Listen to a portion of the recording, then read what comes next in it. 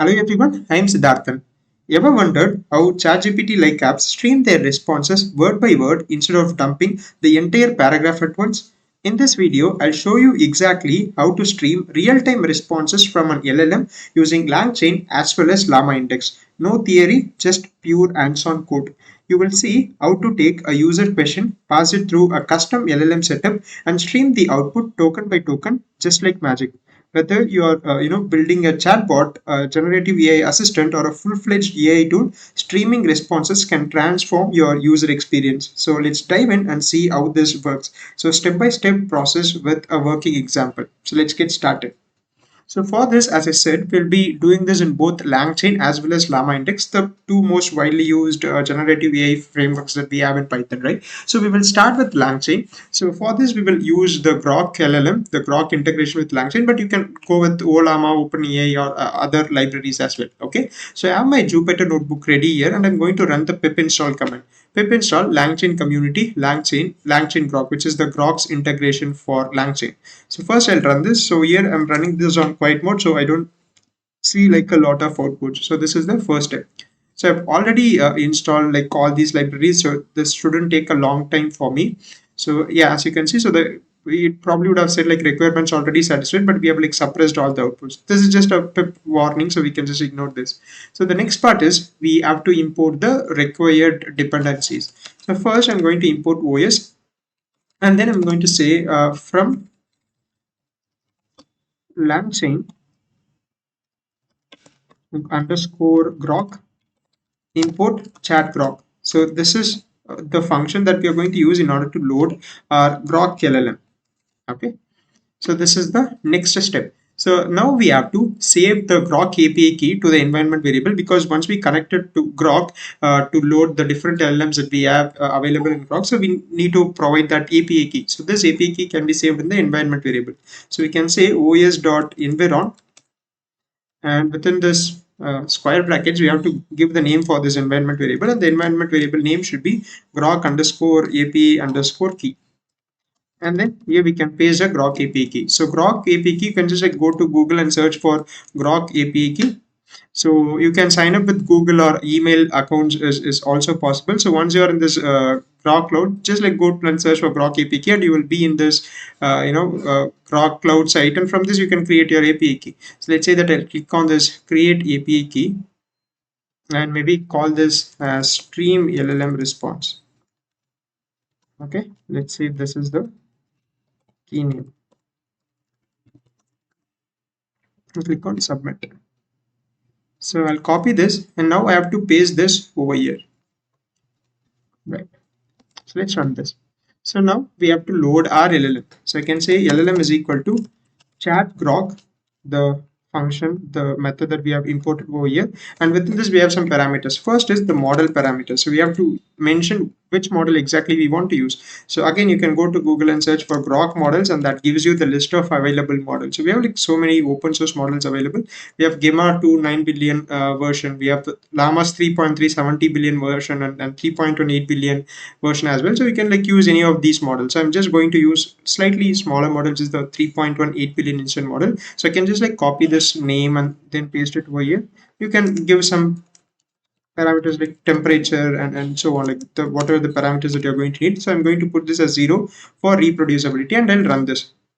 So this would load the llama 3.18 billion instance. So we are going to basically access it with this grok API using this chat grok, and we can just like invoke this LLM in order to get an answer, right? So what we can do is say something like response is equal to LLM dot invoke.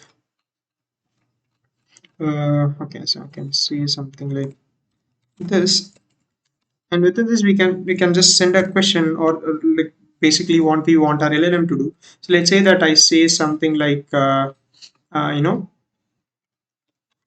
me a song about sunrise in 2000 words, right? So when we run this, right, and again of course we can print this response as well. So I'm going to say once you get this, print this response dot content. So this response dot content would actually have like the actual answer that we are looking for. So when I run this, is going to call the Grok LLM. So it's going to frame like the entire output, and then it's going to print this, right? So it is actually not streaming this, but this is happening like as a single process. So the LLM, the Llama 3.18 billion instance is kind of called, and it sends this output. And once we get this entire output, we just print it. But in reality, right, this won't happen this way. So when you ask a question on ChatGPT or any other LLM apps that we have, it would stream this response in the sense like you could see it like typing in real time. It could like send you the output word by word, letter by letter, and so on, right? So that's what we are trying to achieve. But this LLM.invoke is just going to give you this entire response at once, right? So this is not the best way, because sometimes you may be looking for a very long answer, and the LLM may take like, let's say, a minute to complete that, and the user has to wait. So instead of that, we can just stream this so that it can just like write this output in real time, so that the user experience is also better. So that's the main purpose of doing this, and it's pretty simple, how to do this in both LangChain as well as LlamaIndex. And once we are just like okay with this, or once we understand how to do this separately in LangChain, in the next video we can also try to build a chatbot, maybe in Streamlit, and in that user interface we can type a question, and then the LLM is going to stream, just like typing it in real time. So we can do that in a Streamlit user interface in the next video as well. But for now, first we need to understand how this works in a notebook. Okay, so that's the idea. So now what I'm going to say is, like, instead of calling this LLM.invoke, we have something called as LLM.stream, right? So we can say for chunk in LLM.stream.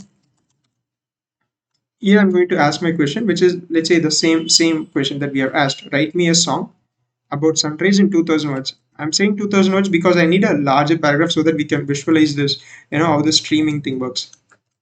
And I'm going to say print chunk dot content end is equal to null. I'll explain you what's the parameter means. So all these are like print parameters, nothing complex there. True. So instead of calling this LLM.invoke, we are using LLM.stream, and we are using a for loop, right? So first, let's run this and try to see how this works. So pay close attention. So when I run this, you will see like the output like getting, instead of like getting printed at once, you will see like the output is getting streamed, and it's kind of like types in real time, as you can see, right? This is what we are trying to achieve. So even let's say if we are building a chatbot or a RAG chatbot, right? So instead of, again, the process could take some time, could take a few seconds. So instead of asking the user to wait until the whole answer is generated and then printing that on the screen, so we are going to uh, give the output on real time, so that, again, as I said, the user's experience is like much better, and the app looks like much better, like for usage. So that's the idea. So what we are doing is, right, so LLM.stream is going to give you the output part by part, let's say token by token. And when you run this, it kind of calls the this chat grok LLM that we have configured, and the LLM is going to send you the output part by part. So let's say it could first send the word burst, and then it would send this one, and then it could send like each of these words like separately. So we are just like capturing all this, and as we receive more output from the LLM, we are kind of like printing it over here. And for printing it, we are saying like print chunk.content, just like this response.content, your response.content, this chunk.content as like call the output, right? So you have chunk in LM string. So each iteration would give you like the each output that you receive here. So chunk.content, we are printing it. What this end, and we are passing this null string, right? So what this means is, so let's say we get 10 chunks from this LM string, and at each iteration we are printing like each of this chunk.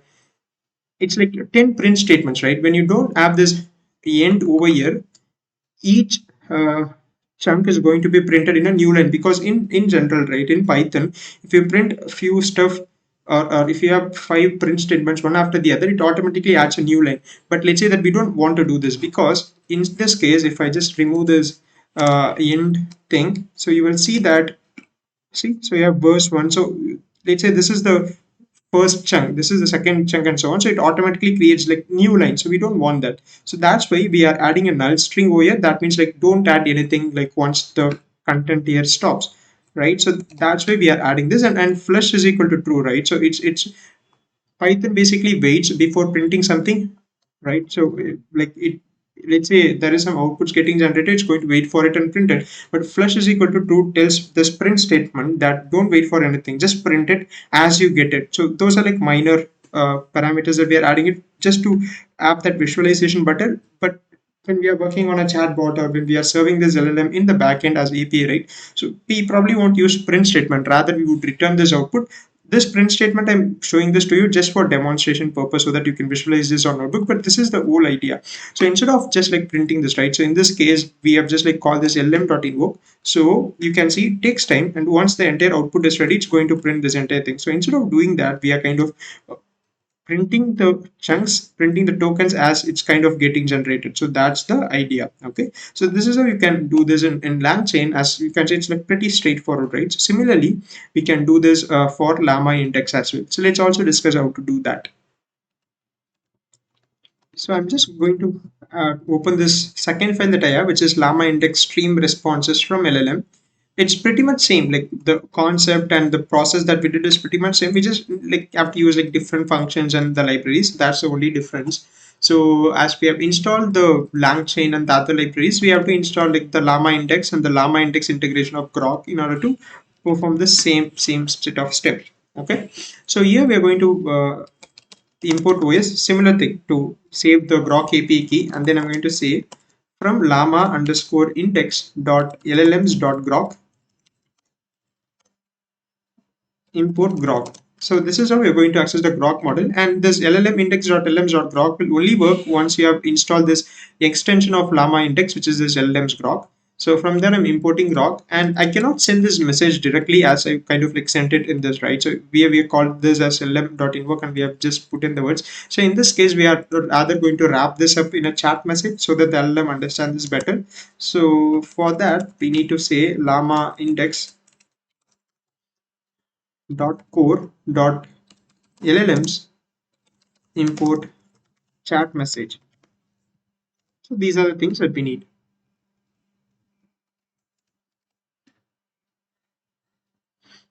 So let's wait for this to complete. And the next step would be the same thing, just to save the Grok API key in your environment variables. So what I'm going to do is copy the same thing, as this is the key that I've created just now. Okay, so this is still running. You can just like run this as well. So once this is executed, this cell will run. And now we can maybe continue here. So here I'll say prepare the message. That's what we are doing. So I'll call this as messages is equal to, we have to create a list, and this list contains like the user's message, the assistant message. So you can kind of like go on adding that. So let's say that I'm using this chat message that we have imported, chat message, and within that we have to mention the role. Okay, so there should be chat, should be in uppercase. Yeah, okay. So this has been imported successfully. Copy and paste it to here and say this role is equal to user. That means this is the user's question, and content. So content is equal to like what's the exact question is. Let's say that in this case we are saying write me a song about sunrise in 2000 words. Let's say this is our question. Okay, and then we have to pass this to the LLM. So I can say response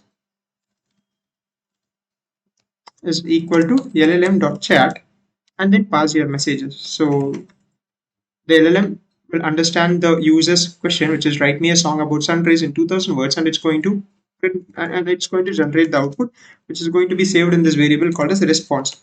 And then I'm kind of printing this response. Okay. Oh, sorry, I haven't loaded the LLM. So here we use chat grok, right? So similarly, we can say LLM is equal to grok that we have imported over here. Open parenthesis and say model is equal to, we can use the same 3.18 billion instant model.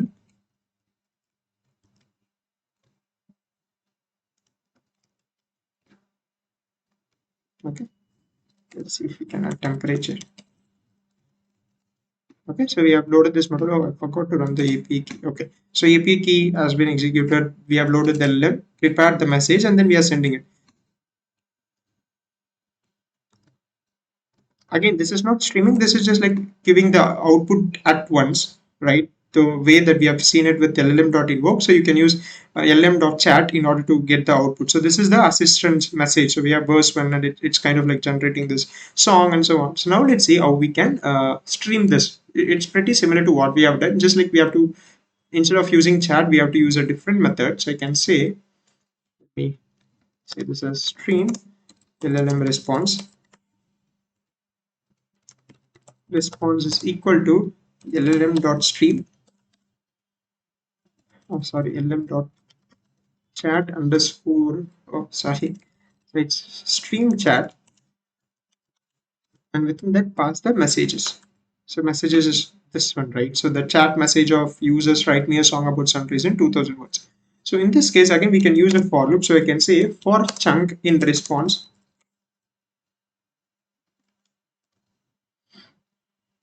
or again, you can say this as well. So instead of saving this in a response variable, I can just simply say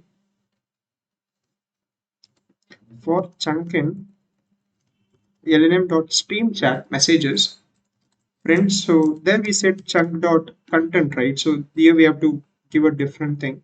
So here it's chunk dot delta, comma, the end and other thing remains the same, and CF flush is equal to true. Okay, so delta is again when a new data comes, just like print it quickly. So that's what it means. So when I run this, it's going to stream this. Message is not defined. Okay, there is a typo.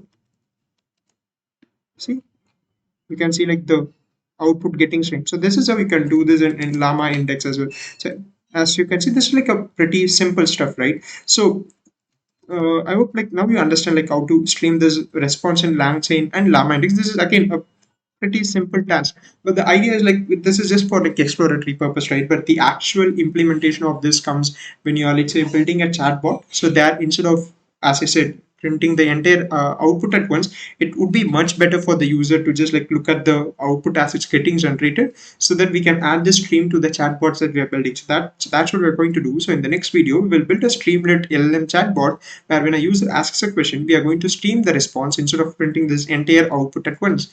And also the other idea is like in production, in the actual apps applications in real world, we're not going to build streamlit user interfaces. Rather, we are going to use full-fledged front-end tools, and in those cases you would build this asynchronous applications, and all your APIs as to serve the output in streams, right? So think about this. Let's say you have a different front end person who is building the front end of your application. You are working on the back end where you send the user question and get the response from the LLM. So as the LLM is sending you the output, you need to stream this response to the front end as well. So we will also maybe try to discuss like how to do that from the back end. So this is the idea. So this is just to give you an understanding of how the stream works and what is the purpose. And later we can move to the actual use cases of how to put this in a chatbot with Streamlit, or maybe how to set this up in the backend. So I hope everyone is clear with the topic that we have covered. It's a pretty simple topic, so please just like try this out, and you can just like run this with quite some questions and see like how can be this done. So here we have used Grok, right? You can also try this with Olama, so you can see how to do this same. Instead of using the Grok models, you can download some local models using Olama. You can try that, or you can use OpenAI, Gemini, or other APIs and other third-party closed source models as well. Okay, so that is all from my side, and I'll see you in the next upload. Thanks for watching.